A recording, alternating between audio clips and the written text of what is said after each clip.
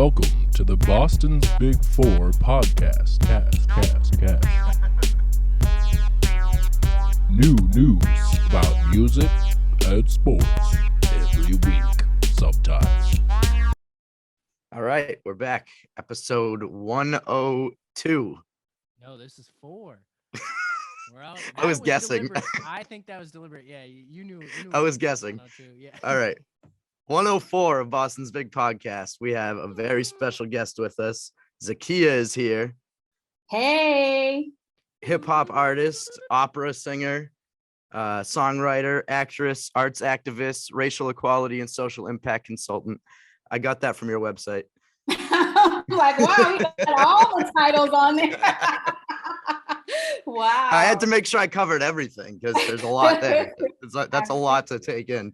Yeah. Boston's Big Four gets down to it. Yeah, exactly. We're not cutting any corners here. That's right. So you do a lot, obviously. New single out now, Rise, with the video as well. Yeah. First video you've put out, or first song you put out in a while, right? A couple years. Yes, it is. It is. The pandemic slowed things down a bit, but I'm glad to be out in the world again. It definitely, yeah.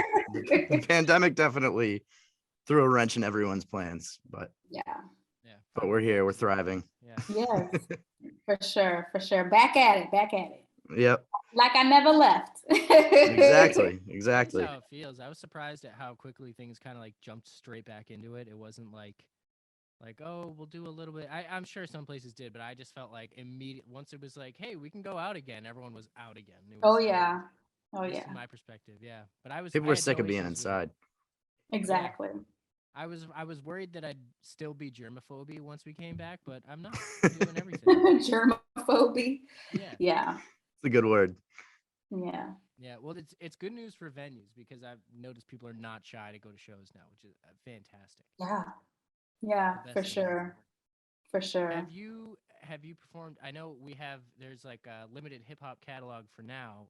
But have you performed any of your hip hop songs yet anywhere in Boston?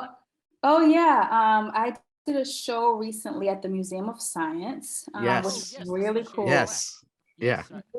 Yeah. Shades of Black show, and it was all my music, but it was it felt a lot like almost like a theatrical production of sorts, because they had asked me to come and do also like a talking piece, a discussion piece about decolonizing museums. And so I decided to take my performance piece and have that same theme. And so I pretended that I was this ancient African artifact telling a story, and then I got to use my music to do that. And I also showed some previews of music that isn't out yet. So wow.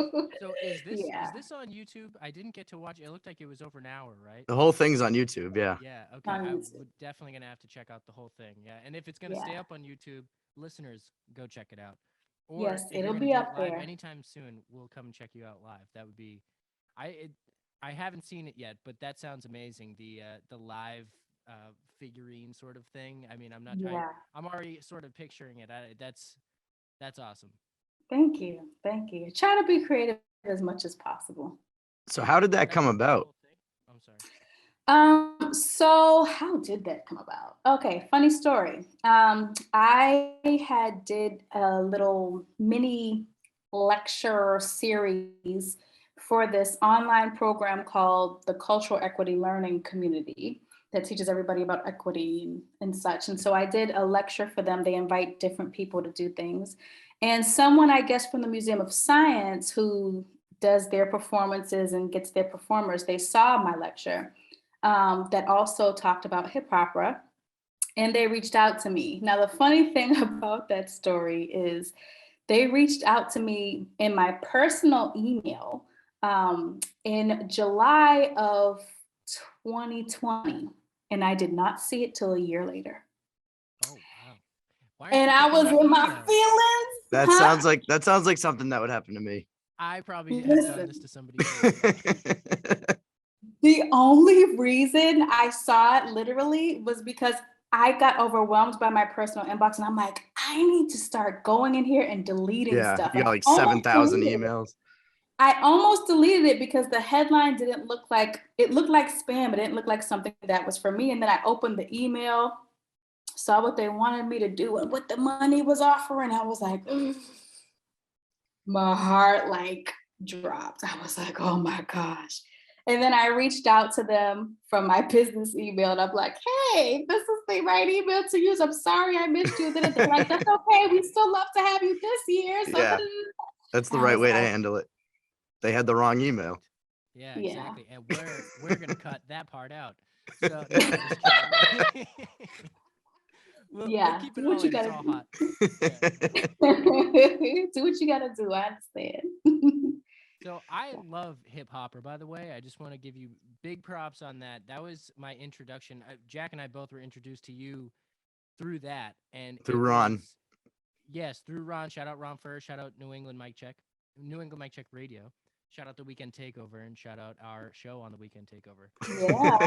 Really but yes, when we were first showing your music, we were immediately looking for more, and we're like, oh my gosh, this is just the beginning right now. So yeah, I super excited, and I did want to ask you though.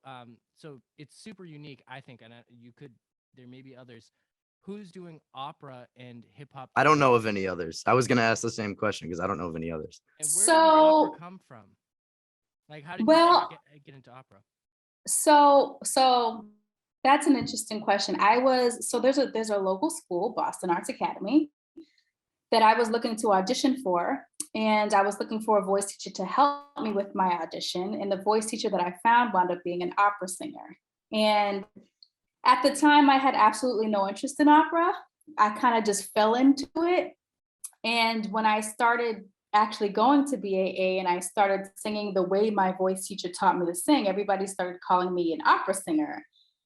And I still wasn't quite interested in it until I realized how different it was and how it got people's attention. And then it was like, oh, you sing opera? Because, when people see me, they automatically assume like R&B or something like that. And then you say opera and then it's like their eyes light up. Yeah. And me being the Leo that I am, I like that. So I think that's initially what kind of kept me going with it. But I noticed I couldn't really relate to a lot of the music, and I found the stories to be kind of just outdated, and like I couldn't see any of this happening now. I don't understand where I see myself in the story. And because I listened to hip hop and loved hip hop, what I started doing was just remixing songs on the radio. And at first it was just for fun. Booty, booty, booty, booty, rocking everywhere, rocking everywhere, rocking everywhere. Love that. It was just a funny thing I used to do with my friends. They'd be like, oh, it's like, yeah, remix this, remix that. But I didn't realize it was the beginning of something that would be an inevitable part of my artistry. And now I could not imagine my life without it. That's incredible. So you've invented your own genre, basically, hip hop. Well, something, I actually have discovered a couple of others. The interesting thing is that nobody's approach is the same. There's a guy that we both follow each other. He does Hip-Hopera, Baba Tunde, his name is, on Instagram.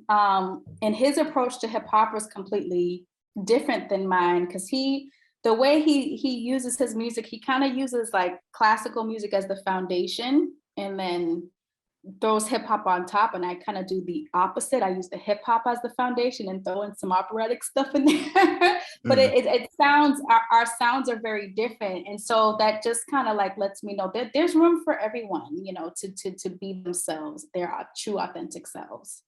Yeah. Absolutely. I mean, of course, yeah, there's room for everybody to eat. We always say that in these areas, and with all the different creative styles, it's sort of hard to say like you're doing it different from me, so it's not my style. It's not the same style. They're very similar, just different flavors. Just in hip hop alone right now, there's so many different styles. Exactly. Yeah. No two hip hop artists sound, well, I'm not going to say no two hip hop artists sound the same. Yeah. There are some people who sound the same. There are a lot of people copying each other. But they don't have to. They don't have to. There's plenty. Every couple of years, there's someone who comes out with like a new sound that you haven't heard before, and then they start the new wave. So yeah. So exactly. the next wave is Hip-Hopera. We're waiting for that. Right. That's right. And I think Except your it's not flavor a in wave. It's particular. here, baby. It's here. It's here. So talk about the Yeah. new single, Rise. Your Yeah, first one so in a while. So that must have your felt good first to one. get something out after all Oh that yeah. time. Oh yeah, it felt really good. The interesting thing about Rise is Rise was written, Rise was written about 3 years ago. Really? Okay. Yes, Wow. it's a long story. Ron and I both being the perfectionists that we are, we started working on the song. I wrote it actually pretty quickly, but we kept going back and forth on the music part of it. And then when we realized we were like button heads, we had to sit it down for a little while and come back. So that's essentially what happened. But I'm so glad with, the trajectory of where it went. We didn't know, and so we stuck with it. But essentially the song is a response to everything that we see happening in the world right now, particularly what happened during the pandemic with George Floyd and police brutality and all those issues. And really, But you wrote it before that. I did. Correct? Honestly, I don't even remember, because there's been so many. I don't even remember which incident I was responding to. I know it's hard to even remember at this point. You It's sad. It's hard to reference keep track. specifically I the think, Can't Breathe, I believe. yeah, Or yeah. something, It yeah. might have been, Yeah. I think it could have been Philando Castile or somewhere around that time. It was a while ago, but I remember seeing it and being angry about it and needing to process my emotions. And naturally, I wrote a song.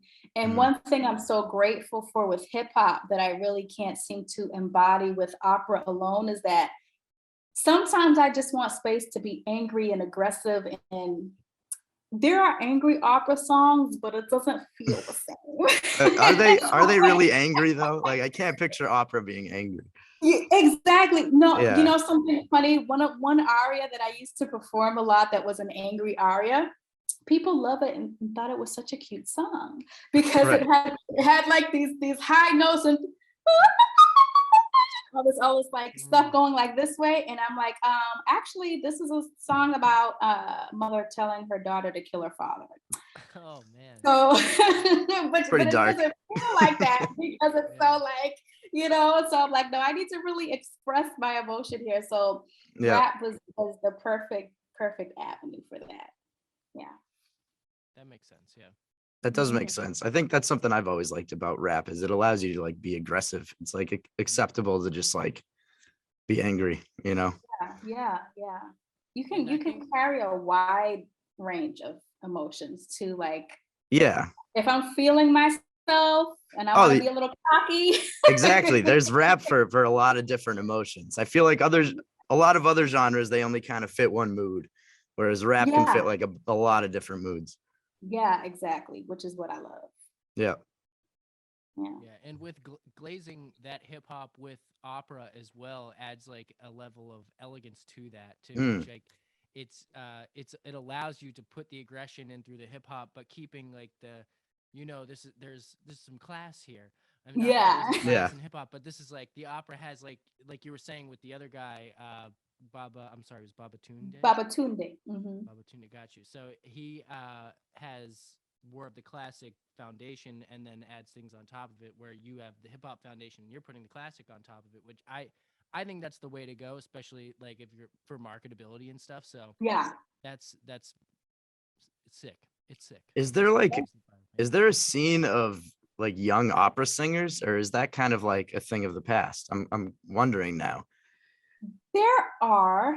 Actually, I found that what I'm doing, where we kind of mix our music with other things, it's happening more and more.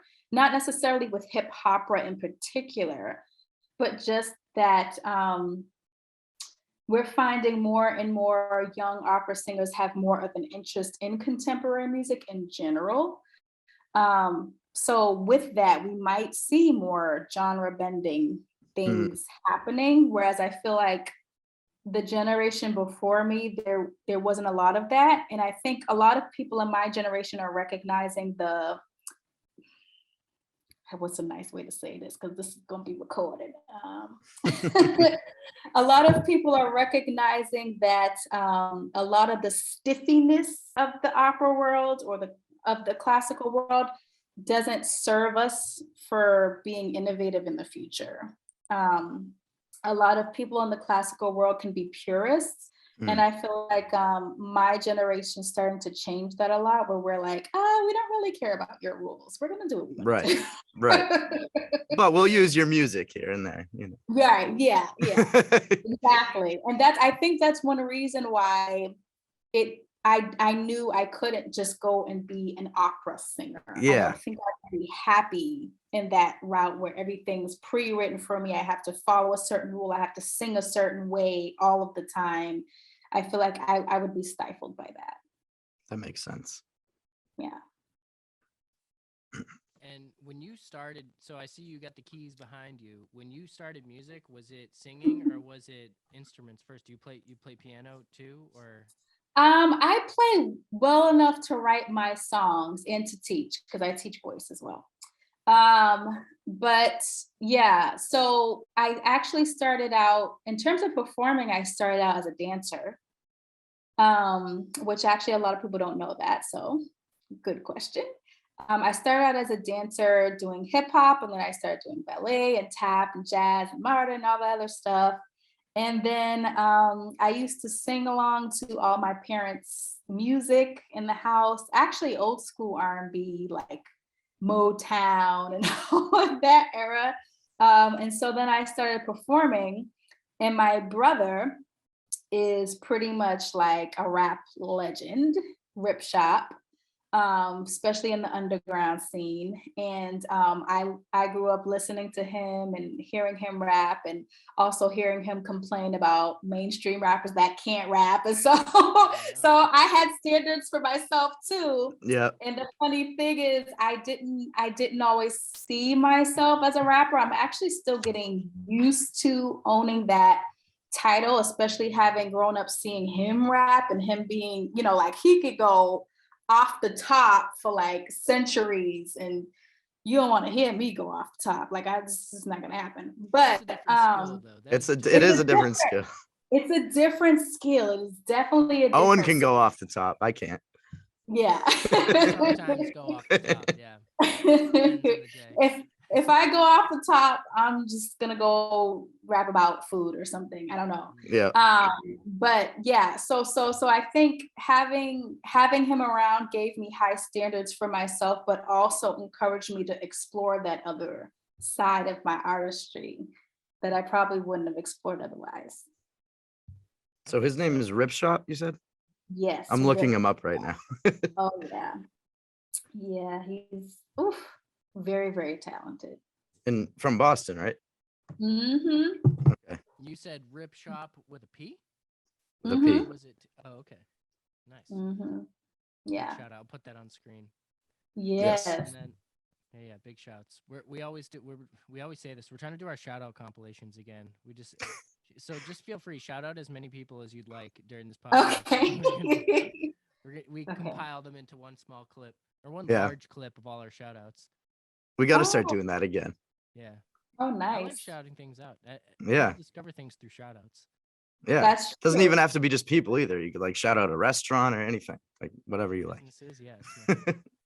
Oh, I should have thought about this beforehand. My brain is like, who do we shout out? That's another thing. Like when we ask people sometimes like their favorite artist or like shout someone out, they're like, I don't want to name anyone because I'm going to forget somebody and then they're going to get mad at me. So. Oh, you know what? I want to shout out my people in Colombia. Some people don't realize this last video, Rise, was shot in Colombia. Oh, wow. I did not realize that. Yeah. Okay. And so my videographer is from there. He's the same one who did Hip-Hopera. And I did a year abroad for a while. Some of that time was in Colombia. And so I worked with different musical groups in each country I was in. And the group that I worked with in Colombia worked with him as a videographer. So that's how I got introduced to him. And the first time I was doing Hip-Hopera, he was coming to the States to do a video in New York. And I was like, well, after you're done in New York, you need to come here. And that's how we started working together. We've been working together ever since. So shout out to David Montoya for Shout out. Oh yeah, big shouts. for the dope visuals. Yeah, Shout out Colombia. Yeah. Big shout out Colombia. Where in Colombia did you go? Medellin. Medellin. Oh man, como Pablo. That's Yeah. I love Narcos, so yeah. Everybody talked about that, but you know, it's actually a lot different now. Oh, I believe it. Yeah. No, I'm sure that was like the fact that everyone knows about it now, it's got to be over. You can't just still be running that stuff in the same place 30 years later. True. Yeah. Exactly. Or someone else is, who knows? But yeah, no, that's so interesting. Well, I always that because Millie's was just in Medellin. I think he filmed a video out there. Mm-hmm. I keep popping up lately.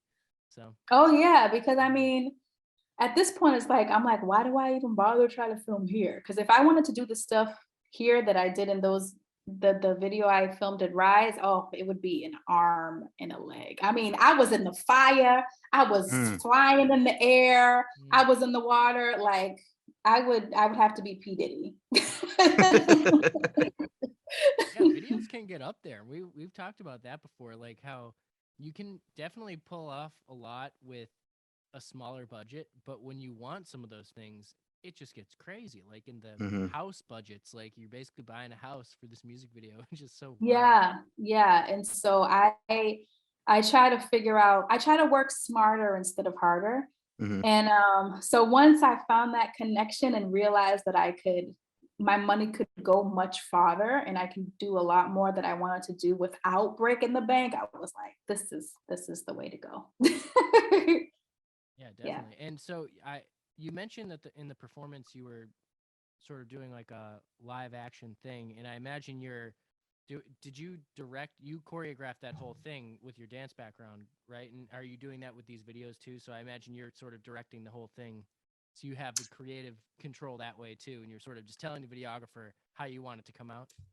Yeah, so basically, for the live show I did at the museum, I did hire 2 dancers and I let them choreograph a lot of it because I was already overwhelmed by the million other things I had to do with the show. But in general, when it comes to music videos and stuff, I do write my own video treatments of how I want things to go. The interesting thing is, so far, between us and the special people of Boston Big Four, I've already done five videos with this videographer. Oh. And Rise was the only one that I let him and his art director kind of create the concept for. That was the first time I kind of let go of the reins a little bit. And part of that was going to be my first time dealing with his whole team in Colombia and actually being able to be just the artist instead of the producer and the everything running around like a chicken with my head cut off. And so I wanted to experience that. And it was nice being able to sit back and like just think about my performance and not a million things. But yeah, that was really the only time I did that. I generally do love my creative control over things. I think I definitely had some input on the video, of course. But in terms of final say, I definitely had the final say. I incorporated some ideas here and there, but the only initial thing that I think I said was about the levitating. That was the only thing I knew in general that I wanted to have that in there. Yeah. Movies. Exactly. So you said 2 of these videos are out. You have 5 videos that have already in the clip. As far as projects go, are all these videos part of the same project that's going to drop, or are these singles and we got a project coming? Yes, there's a project coming. They're all connected. They're all a part of the same project. Can we guess the name of the project? Are you allowed to know the name of the project? You can guess, sure. Oh, we don't get any hints. We just gotta guess. Yeah, I thought you said, can we guess the name? Well, no, I did say that, but now I realized how big of a task that would be. I don't know. So it's a part of it's from my album. My album's called African Import, which has two meanings. One is import as in importance, and the other is like the culture and the body that has been imported. So it has a double significance.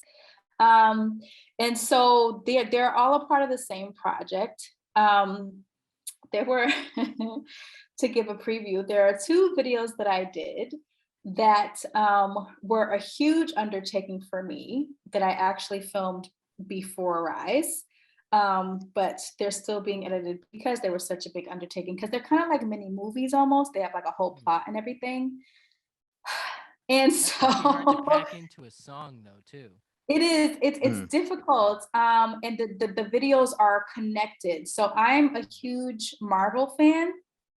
And so I had this idea. One thing I love about Marvel is that all the movies have little nuggets that tell about other things. And so I was like, I want my videos to be like that. And so one of the videos has like an end scene that tells us about to happen in the other video and stuff. I did the most. So I'm excited about that. I don't know yet when those are going to come out because we have to get it just right. We're still tweaking things, but take your time. Marvel Owen is 100 years. Owen is so excited about this. He loves That's Marvel. Like so perfect. I love Easter eggs, love the tidbits. So the fact that you took the time to weave these songs together, and like people have connected songs, you know, there's like albums do that, but like just the way to compare it like that to Marvel, I know what you're doing now. I see, like that's super cool. And that's the type of thing, and we always talk about like re-listenability. In your case with these videos, rewatchability. You'll probably find things every time. Like you won't just watch these and understand it. You have to go back and see like, oh wow, that thing was also in the corner of that other shot in the previous one. I'm sure I haven't seen these things yet except for Rise and Hip-Hopera, but yeah, I'm excited. This is fun. Well, Hip-Hopera, I hadn't had that idea yet, so you're not going to see. That one doesn't weave in. That one doesn't weave in. I hadn't had that on my mind yet, so. Okay. I'll just be like, she's in the hall, so that means that this is part of like this other place. Just overanalyzing. Right. Yeah, there will be Reddit threads for this, though. I know it. So when can we expect the next release? I'm looking at January. I don't think it makes sense for me to release anything right now during the holidays. Everybody's going to be looking for Christmas music and stuff. And so I don't have any Christmas songs right now. So no, not yet. Yeah, I'm definitely looking at January. Okay. Yeah. Start the year off with a bang. Yeah. Start it off with a bang. So how much do you pay attention to like the local hip hop scene, like the Boston hip hop scene and what's going on right now? There's a lot of talent, obviously, and a lot of great female rappers with Oompa and Dutch Rebel, and like the list goes on. So I was just wondering if you're into that scene at all. Yeah, love Oompa, love Billy Dean Thomas. There's quite a few. I actually am working on a song with Billy Dean. Oh, nice. Okay. Yeah. And so I have so many artists that I admire and I learn from. I have a friend, but I can only think of his name and not his artist name. Oh no. Yeah, no, I'm not gonna say his name like that. All right. Yeah. But no, that there's so much talent in the Boston scene. I admit that I'm late to the game paying attention to it. I'm just now like really starting to learn more, especially with my brother being older too. So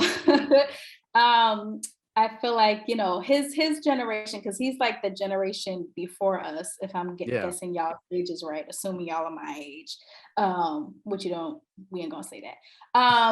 But we don't like to tell our age either. Okay, good. So there are a lot of people like in the underground scene from his time, and so I'm trying to get better at like paying attention to what the people around me are doing and learning from them, because there's a whole pool of talent that really needs to be pushed and recognized for sure. Absolutely. So how'd the Billie Dean Thomas connection come about? How did that connection come about? I'm pretty sure I sought them out. Yeah. I think we were following each other on Instagram because Instagram is how you connect with people these days. Yep. And I remember there was a specific song from my album that I wanted to make that had a specific theme that I thought that they could lend their voice to and have a lot to say about. And they were so down to earth, so excited about it. Just such a gentle, sweet soul. Yeah. Yeah. But I haven't heard their part yet. They've heard my part. I haven't heard their part. So we're waiting on that. Oh, we're waiting on that. Yeah. All right. Do you have any shows like booked right now? Can we see you live anytime soon? Not really. The holiday season is always tricky because people are looking specifically for holiday specific shows. So things will probably kick up for me again in the new year and from then on. But I will promise to keep all of my shows all on my social media, on my website, all that good stuff so that everybody knows. I'm really in the studio now and writing more than anything, and working. So doing all the things that you said in my numerous titles. You got a lot of titles.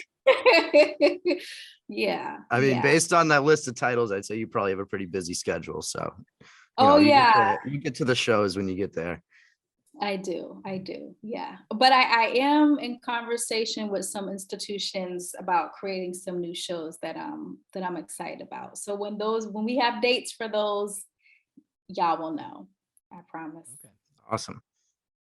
Yeah. And you mentioned you were a vocal teacher as well. Do you have any I imagine this is like good practice for you too, because they always say like teaching is just sometimes the best way to refine your skill is to teach it to somebody else. So I imagine that's solidified a lot of those practices with you. Is there are there any students that you see and you just know like this kid's going to be talented, and like are you trying to build them up to that space? Oh yeah. I teach at Harvard. I teach the students at Harvard. No big deal. And no big deal. And it's an age group that I love working with because they're at a place where they have an idea of what they want to do, even if they don't know exactly how to get there. And so I get to work with students on not just their vocal performance, but also the development of their artistry. So I have students that I work with on their songwriting as well. And it is so cool to see what happens when you encourage people to get out of their own way. Because I feel like a lot of times that's what lessons is about. More than anything, it's just like the habits that we developed that kind of create obstacles for ourselves. And you just have to, as the teacher, remove those obstacles so they can see what they have to offer and bring that light out. So every time I see a student have an aha moment, it's just so fulfilling for me and teaches me too as I go. That is awesome. Yeah. And how long have you been doing that? Oh, I just started this semester. So September. Really? Yeah. And I also teach at a Hamilton Garrett Music and Arts Academy. This is my second year with them. And those are younger, like middle high school age. But yes, my first semester at Harvard. What made you want to get into teaching? I think I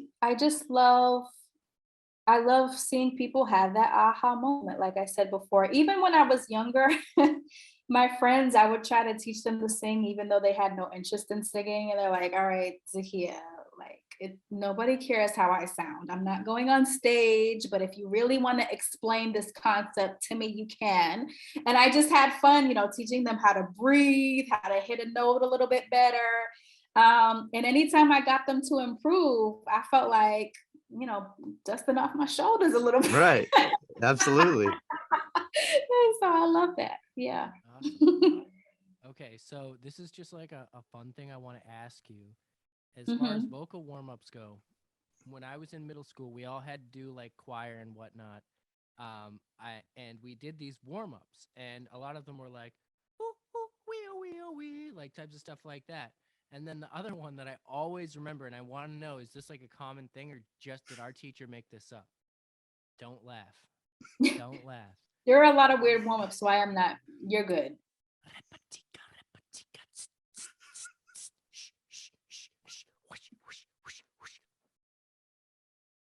Repatica. That's what we Interesting.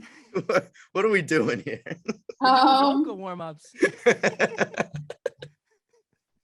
I'm always curious about teachers doing vocal warm-ups that are whispers. Yeah, how does that help?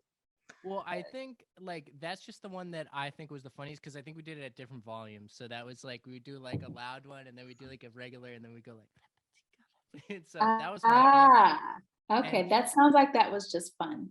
it was fun. I don't know. It was fun. I want to go back. Yeah, no, I thought think I had a good vocal warm-up in my pocket, but I guess not. well, I can't immediately think of like, unless it was just like to get you guys to concentrate and get your focus there. Because I think sometimes, how low were you? It was middle school age, so between like 10 and 12, yeah. Okay, so yeah, so sometimes like at that age, they'll bring up warm-ups that may not like be the most rewarding for your voice, but they help get you focused and get the energy out and all that stuff. But yeah, I'm glad you enjoyed it. I did, yeah. That certainly wasn't to mock vocal warm-ups. I just remember it being like funny, and I was like, is this also real? Because sometimes they are. I always think of like in the High School Musical when they were going like ma at each other. That always cracked me up. There are a lot of weird warm-ups that have a really great purpose. So I'm not surprised. I mean, that's why I always encourage my students to warm up in privacy, because if you know people are watching you, you might be scared they're judging you. Like, what the heck are they doing in there? And they don't always sound pretty, contrary to popular belief. Warm-ups don't always sound like I do a lot of funny sounding warm-ups with my students, and the first time they have me, like sometimes they laugh, they can't get the warm-up out because they're self-conscious. So yeah, That makes sense. Yeah. How is that must be like a whole nother obstacle of like you mentioned trying to get the obstacles out of the way of like, because I've found that I like to do open mics and like go on stage. I don't think that I'm like, I don't think I'm like a good singer, but I think it's fun to do that. But sometimes if someone's like, hey, sing that song, like I've heard you sing it before, but now I'm like, ooh, no, right now? I'm like, the acoustics are all off. I don't know. It's The acoustics. Yeah, like yeah. I've had a sore throat for a month and a half. Yeah. Like, now there are expectations, right? And once now, I know that all too well.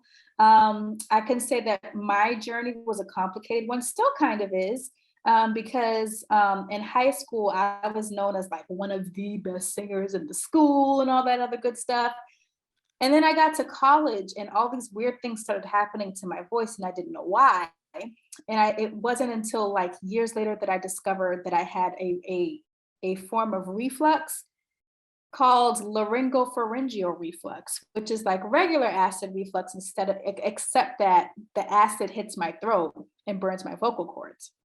Wow. So when I go to sleep and I wake up hoarse, that is why. Because I was very confused. I was like, am I overusing my voice? What's happening here? And I realized like, even when I wasn't singing, somehow I still randomly wound up hoarse and I couldn't use my voice right. And it would randomly crack and all these weird things would happen that were outside of my control. And I had to learn how to sing with that. And so when I was singing, before I learned how to manage that, that was hard for me because people had these expectations of me from high school. I was flawless. I was this, I was that. And now I have to deal with this issue that I haven't conquered yet. And I think that's probably another thing that led me to want to teach too, to help students deal with those types of struggles, because I don't want anybody to go through what I went through. it forced me to kind of get to know my voice a lot better because I had no choice but to conquer it. So yeah.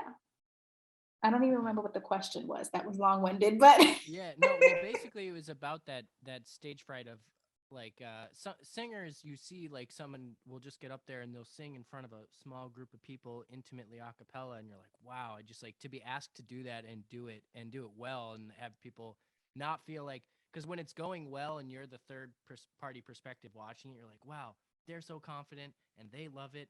I wish I could do that. But when you're the yeah. person in that moment, it gives you the anxiety that you're thinking that everyone thinks I suck and no one's saying it, and things like that. Do you have, like, any tips for younger singers to get over that? Or is it just something you sort of have to, is it just experience? Like, you just keep getting through it? It's a mixture of both. You need experience, but you also need some tools. I think every performer or every good performer has something that they do before they hit the stage to kind of help them calm down and go out. My thing right now is I have a conversation with myself um, about why I'm there and how I'm gonna kill it. I kind of talk myself up, which is why I don't necessarily like too much commotion around me right before I'm about to go on stage. It's like it's okay if it happens a few minutes before, but as we get closer, I need my moment by myself to just Yep.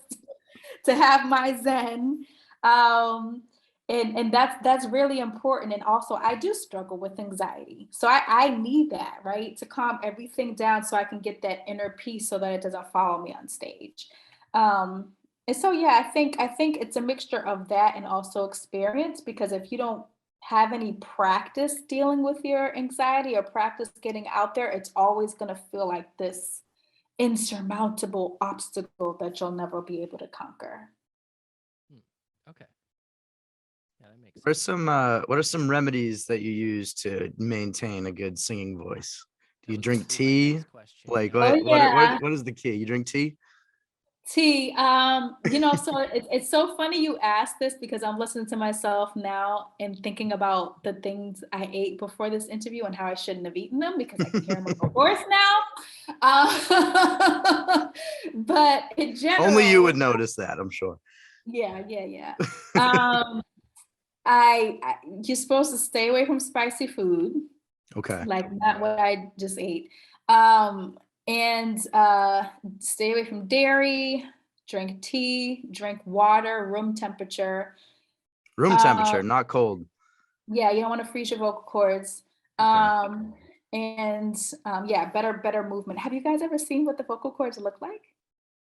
I don't think so. No. You know what? Ooh, you have to look it up. It looks Can we like a pull this up? Yeah, I'm gonna pull it yeah. up 1 sec. All right. It looks like a vagina. No, Um, no way. Pulled from YouTube.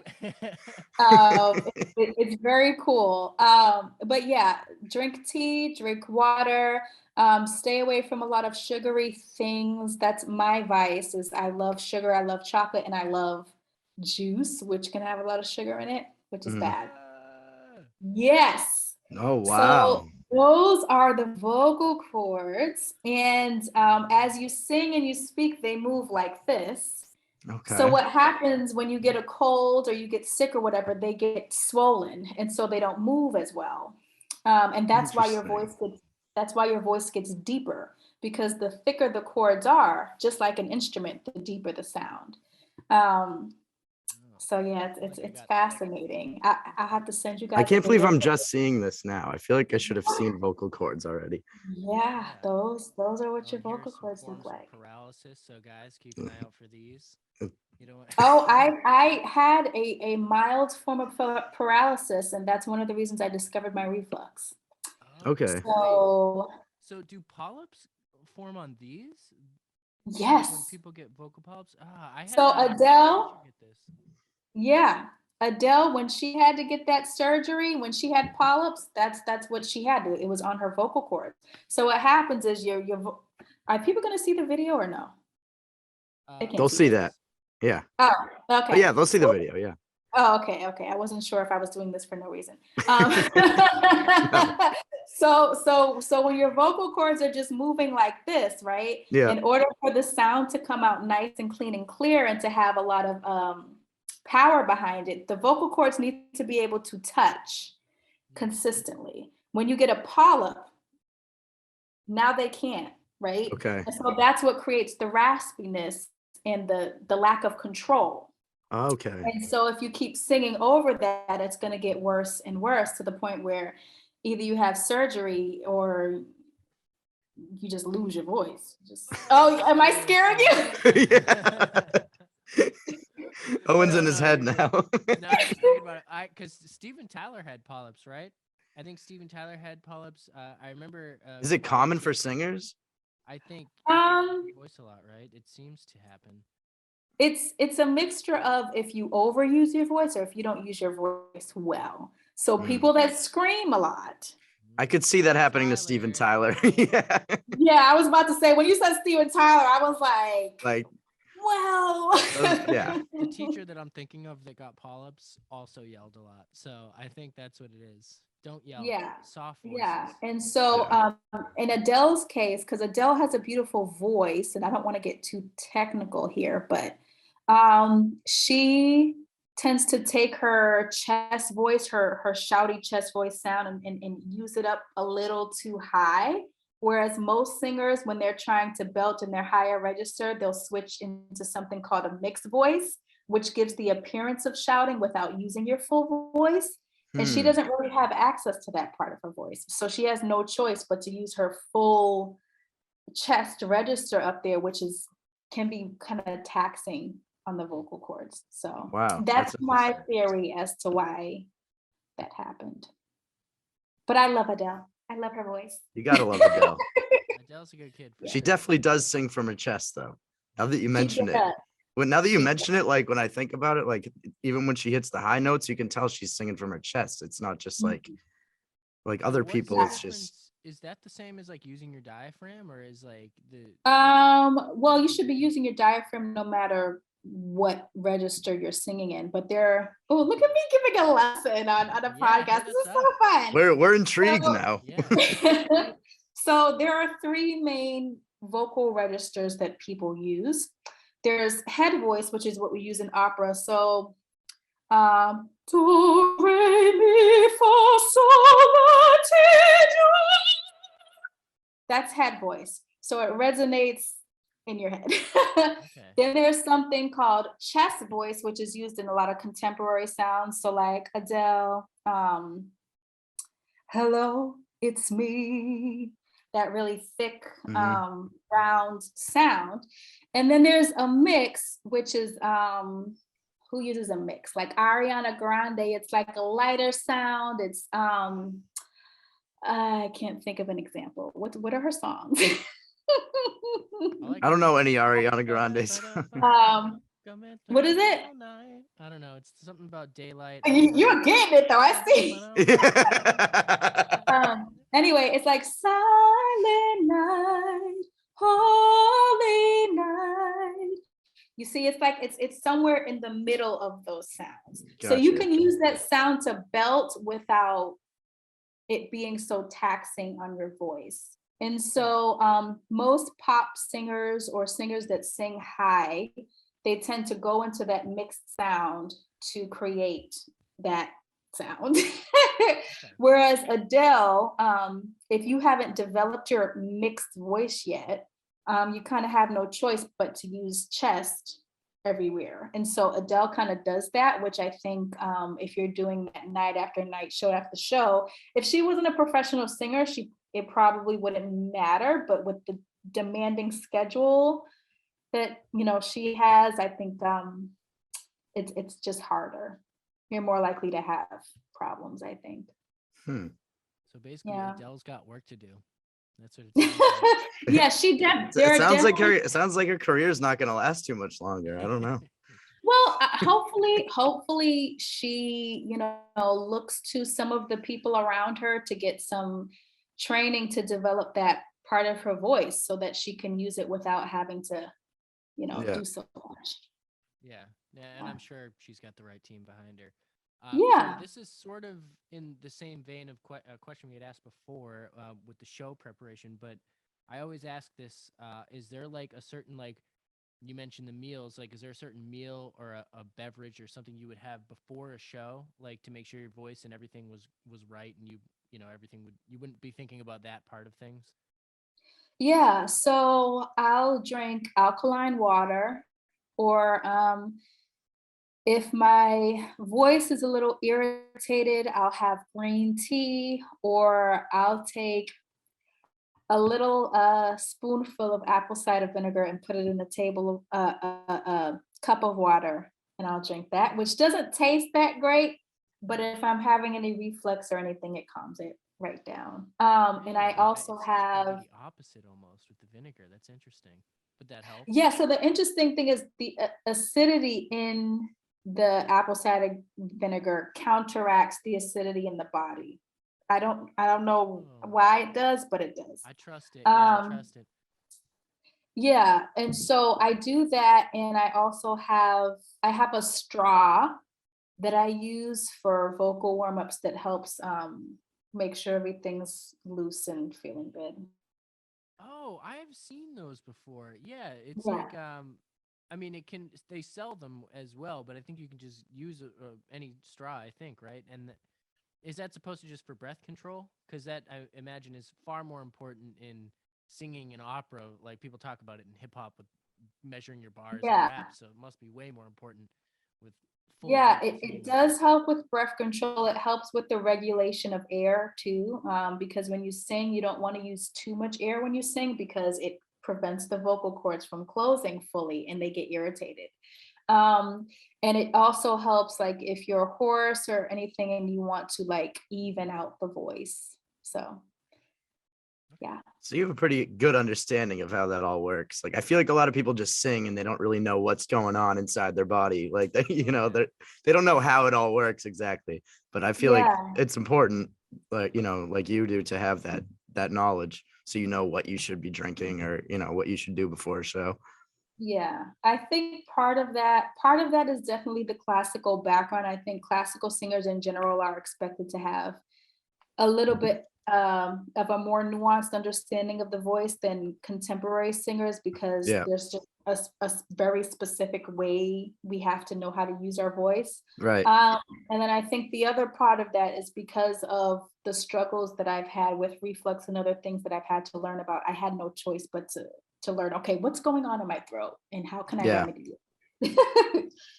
I'm Yeah. just thinking, like, I feel like more contemporary singers and even rappers like could benefit from knowing more about their voice, you know? Oh Oh, yeah, you wouldn't believe how absolutely. many people have told us. We ask the same question and they just say, "I get fucked up," and that's just like When we ask them what they have before a show, yeah, they're just like, I get drunk. I'm like, oh, yeah, okay. good, good, good. Yeah, not the best thing. Not the Not the, best. And I mean, it helps with stage fright. I think for some people it does. And I mean, there are some people who can do things with their voice their whole life and never see anything happen. So I mean, Yeah. There are great singers who smoke cigarettes, so I don't know. yeah, that's true. That's true. But their So voice is it's different. It's it not as is. smooth. It is different. So everybody's kind of impacted a different way, but there are definitely certain things that increase your chance of doing damage. I Right. will say, speaking of Colombia, so one time when I was in Colombia, I had a brownie. Didn't know I wasn't supposed to eat the whole thing. Oh yeah, all those calories. And oh no, I mean like an edible Yeah, brownie. yeah, no, Yeah, I know. And yeah. I'm just I wound Yeah. I, I wound up giving this impromptu concert on Facebook Live, and my friend was recording me. I didn't know I was on Facebook Live, by the way. I thought she was just No recording me way. on her phone so that she could watch, so we could watch it later. Oh man. And she has me on Facebook Live just in our little travel group. Thankfully, it wasn't everybody, but oh man, it being having being under the influence does influence how you sing. I will say that. I was a little bit more loose. oh, okay, How'd you okay. do though? I think I was entertaining more than anything because I would start a song and then stop in the middle of the phrase and start talking and then start singing again, and people were like, Yeah, that's like contemporary jazz. Just moving to the beat of your own drum. Yeah. Have a Yeah, conversation with I your was gone.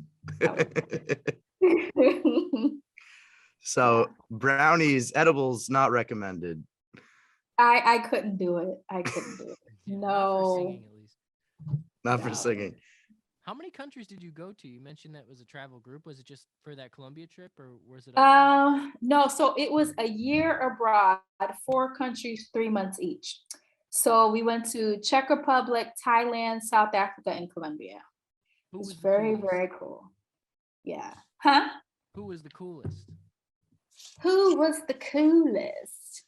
I think my favorite was South Africa. Because there was just so much to do. Every week there was something to do. They had on Thursdays there were these like art sip events that you could go to or look at the local artists and their work, and then there was always like a music thing to go to and this and that. It's just, and then the social life was just amazing.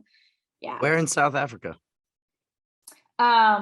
Cape Town. Cape Town? I've been to Cape Town. Yeah.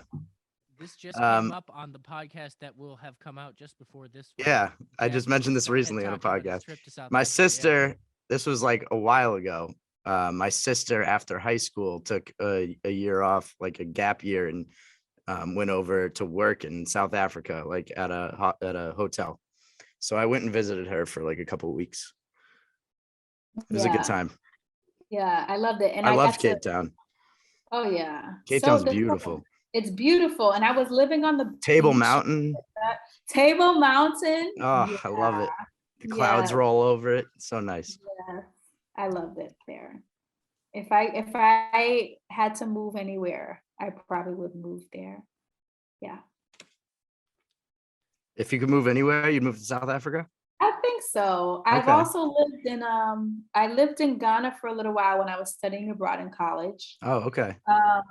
And I loved it there too, but I don't know if I would want to work there. So if I lived there, it'd probably be retirement. But South Africa also has a lot going on in the music scene, the film scene. I don't know if you guys know about South Africa Netflix, but they have some good shows. I do not. So yeah.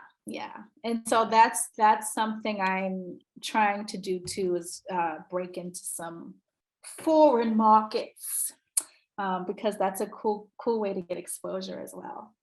Absolutely. You know, it's so funny.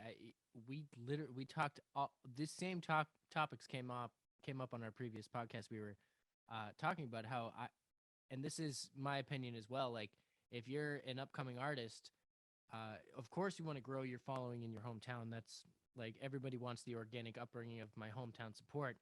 But the allure of being somebody else in another place, like you go there and you're the person from out of town, and that's like someone might go see you and you get a couple fans.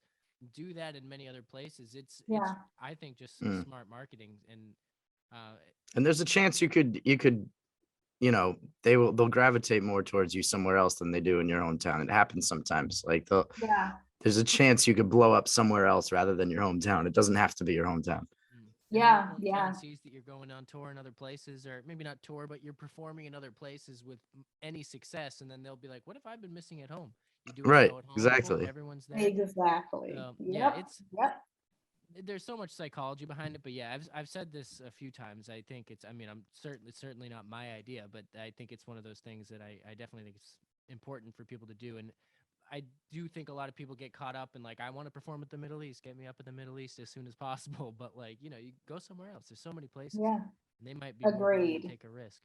Agreed. Yeah. And there definitely is a lot of psychology behind that as well. I found that people, and this is one reason people, I think, pay a lot of attention to celebrities. If people feel like you're too approachable or too available, for some reason, it's not as appealing. Versus if there's some distance, if you feel a little bit like untouchable. That is so true. It's crazy how true that is. Like, there's certain people that even I, like, a couple years ago was like, oh, that person's like untouchable. And now I run into them all the time. And I'm like, I don't, I still think highly of them, but I'm not like as in awe of them. I'm just like, they're just another person. Because Yeah. in the scene, in the local scene, especially, everyone bumps into each other eventually. And you Yeah. realize we're all just humans. Absolutely. Yeah, it's true. It's true. Yeah, it is interesting. And I think the respect grows in a different way there once you realize we are all just humans trying to make it in different Yeah. capacities in the same Yeah. place. So it does sort of Yeah. like bring the curtains down that way. So it's not always a bad thing in that, like, oh, the pedestal that I had you on before. It's like we're all peers, really, is what it is. So Yeah. For sure. For sure. And we gotta help each other. yeah. That's what it's all about. Mm-hmm. Yeah, and like you said before about like trying to grow that scene now, and like we're trying to do this with the podcast and getting artists, and we've dipped our toes in putting a show on before, and it's the type of thing that I think we need more of, that people building each other up in this area, in addition to that travel aspect too, like we were saying. So and there's so many people out there that are not so many. There are now beginning to be so many people that are, I think, like giving you opportunities to do that. We've talked about Bedlam, he's helping right now doing big things with Smoke Bolja in his marketing capacity. So we need those outlets. So we're trying to create them locally. More outlets. That's Yeah, what we need. Yeah, for sure. And you'll get there. I can already see it. We're working on it. Things happening, yeah. We're playing the long game. It's a process. Yeah. That's the only game. That's the only game that wins. I know exactly. Yeah. No, you're right about that. Well, Jack, are you from here? You're from Boston? I am from the South Shore. I'm not from Boston. I'm from Hingham, Massachusetts. Yeah, I'm listening. I'm listening to exactly. And I keep those. I'm like, wow, he really pronounces these words. Oh, yeah. I love it though. So you're saying I don't sound like I'm from Boston? No, I was just wondering if that was influenced by anything, but maybe you just really like to pronounce your words. I'm not mad at it. I think that's I like great. to be well spoken. I try. I kept hearing. I was like, exactly, because most people say exactly, but he's like, no, I'm gonna say exactly. No, I guess I do say it like that. Yeah, I love it. Yeah. Voice teachers would love you. Oh, good. Yes. So, can we get any Zakiyyah merch anywhere? Yes, you can get merch on my website, Zakiyyah, ZAKIYYAH official.com. Yes. Awesome. All right. Okay, Zakiyyahofficial.com. Bags. Not people wears. Do you design that material yourself? Ooh, child, no. So I'm creative in a lot of ways, but I do not design or anything like that. I use good old-fashioned Fiverr. I don't know if you guys know Fiverr. It's an online marketplace where you can find freelance artists and stuff. I think we have to use Fiverr more often. I was looking for a graphic designer a while back, and a few people. Do you know about Fiverr, Owen? I do, yeah, I know. Oh, okay. It was doing like it's like Upworthy. I'm not familiar with it. Not Upworthy, Upwork. I don't know what Upworthy is. It's different. Yeah. Yeah. It's like the freelance version of Etsy. So Etsy, you buy products. All right. Fiverr, you buy services. Gotcha. And so I went on a Fiverr, got some designs. I think the guy that made some of them is actually in like Pakistan. Anyway, but he made some cool designs, and I did not have to pay an arm and a leg for it, so I'm happy. Nice. Yeah, that's all you can ask for. Yeah, man, that's another thing. We got to utilize people who are willing to do, like, that I'm sure that person was more willing to work for experience, and because isn't Fiverr the concept is like, oh, $5 to do something for me, like a task. Yeah, you can find things for really affordable prices. Now, of course, you're gonna want to look at the reviews for each person. Right. Yeah. Of course. But if they have good reviews and their work looks good, then yeah, I've had pretty positive experiences with them. All right, we need to look into that then. I was not aware of this. We literally, there are people that I am not naming any names, but they know who they are. They know who they are. You looking at me? No, I'm staring at them. Oh, okay. They watch this video. So um, so I like gave somebody money once to help us do a design, and they just like stopped answering me, and I was like, bro, we went to school together, we used to hang out. Like I was Did like, you ever what get your happened to money back? this person did call me like a couple months ago, and I just was like, it's not even worth it anymore. I just Oh my gosh. So yeah, it's tough. It's tough. Even people you think you know. So I might go find a nice, friendly stranger from whatever country wants to make a graphic design. As long as the reviews are good, they're more trustworthy than whoever your friend was. And the good thing about Fiverr is that like because it's a site that has accountability in other places, like if something goes wrong, you can make a complaint about it. You know what I mean? And if they don't deliver or something, and there's a certain deadline they have to meet. So Right. most services you can get in 3 to 5 days. Wow. Okay. So yeah. Okay. Yeah. This is a good ad for Fiverr right now. Yeah, I know. We're shouting. Yeah, I know. Fiverr, pay me, yeah, please. seriously. Yeah. We'll clip this out on Instagram and tag them in it. Yes. That's Fiverr. Like, come on, Fiverr, you need a new sponsor. Hello. Yeah. Okay, but yeah, so you had this person design your merch and everything, and so it's Yeah, I flag mean, shirts.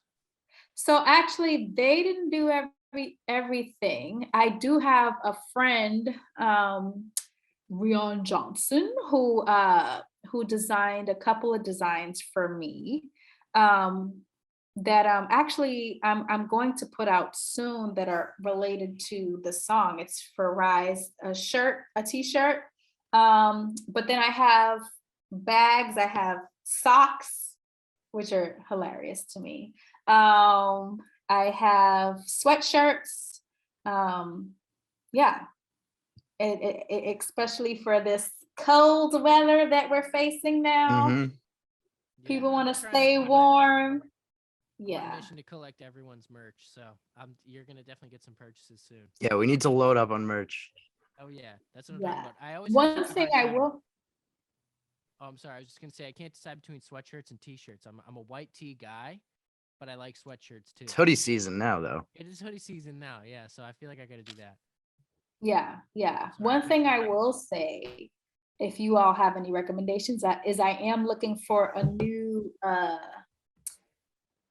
hosting site, if you will, to make the merch, because I've been using Printful and they're very expensive.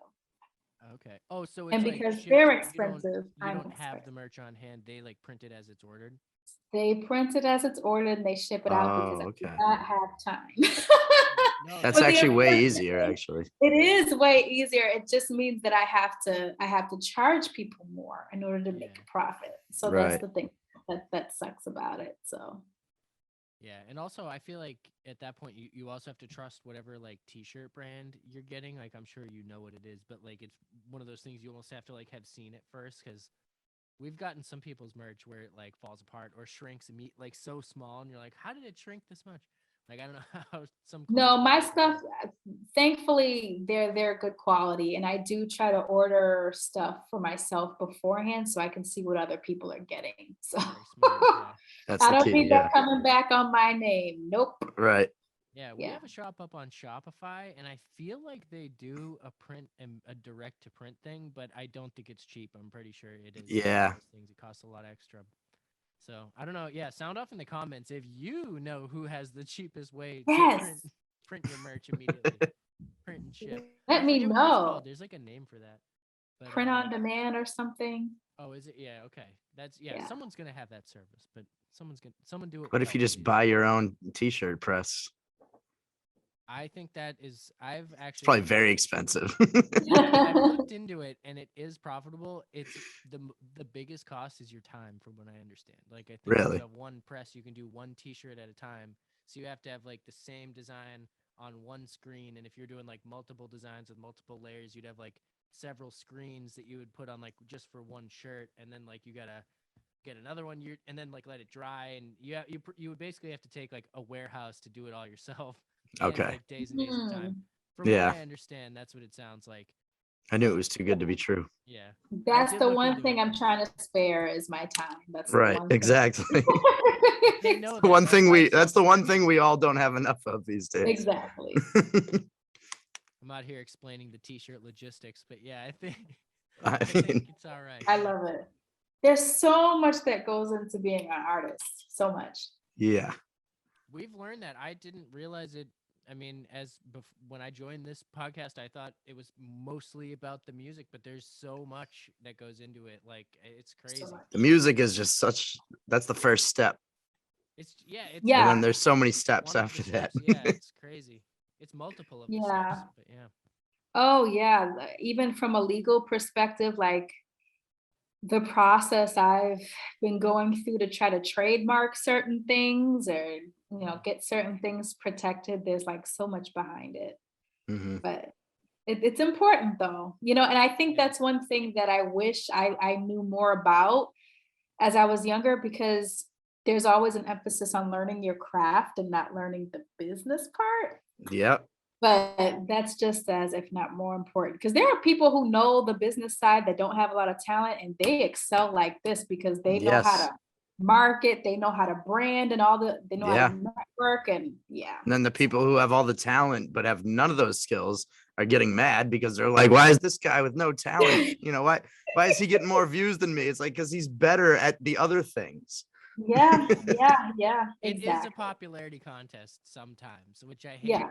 I hate to say it, but I mean that's like just what life is, unfortunately. It Like, is. all of life is a popularity contest. So it does sort of boil down to that sometimes, but the talent does shine through when you see it. So it's one of those things that when it does come, it comes hard, but it's like Mhm. the thing of where, like, obviously the marketing is huge and people want to see. That's why we see all these people with hollow styles sometimes get to the top 40 and you're like, oh, that's fun and catchy, Yeah. but where's the depth? So, it is what it is. It's true. That's why I'm trying to be someone who has both sides. Exactly. If you have both, no one can stop you. Exactly. Because then you're gonna shoot to the top, and then you're gonna maintain it because Maintain, yes. And that's Yeah. another thing. Sometimes people who rush to get to the top, they don't figure out how they to fall off. proceed. Exactly. And what's the point of that? Whereas somebody who took years, learning the different steps and everything, they're more prepared. Once they get to the top, they're more prepared to stay there because they We know. talked about this with GIs, right? With GIs, I was gonna say we definitely talked about this recently. Yeah. Because it's like if you take the elevator, the doors open up and you might not be ready yet. So Yes, that's what it was. That's what it was. When you take an elevator, the doors open up and you have to get off right then. Like, but when you take the stairs, you can decide when it's time for you to.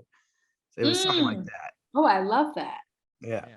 And you get the exercise of the stairs. So how cool is that? Yes. You're Exactly. in better shape. Yeah, Right, exactly. That analogy, I love it. Goes very far. I'm It does. using that. Shout out to GIs for that one. Shout out for sure. I love that. All right. Yeah, we won't keep you all night. So we got ZakiyyahOfficial.com. Yes. For the merch. We have you're Zakiyyah Official on Instagram as well. Is that all platforms? Zakiyyah_official. Yep. Okay. Yeah, we'll put that up on screen. And yeah, so we got stuff coming out in January. Yes. African import. And no shows yet, but keep an eye out. Yeah, I'll be doing some private things here and there. But in terms of public shows, I will keep you all private informed. Things as in like, do we get an invite? Well, no, private things as in not my private events. Other private events that they perform at. Okay, we'll get press passes. We'll figure it out. We'll figure it out. Exactly. Yeah, thank you. We're looking forward to it. And yeah, everybody keep an eye out for Zakiyyah. Zakiyyah. Rise out now. Definitely check out the new single. Yeah, thank you for coming on.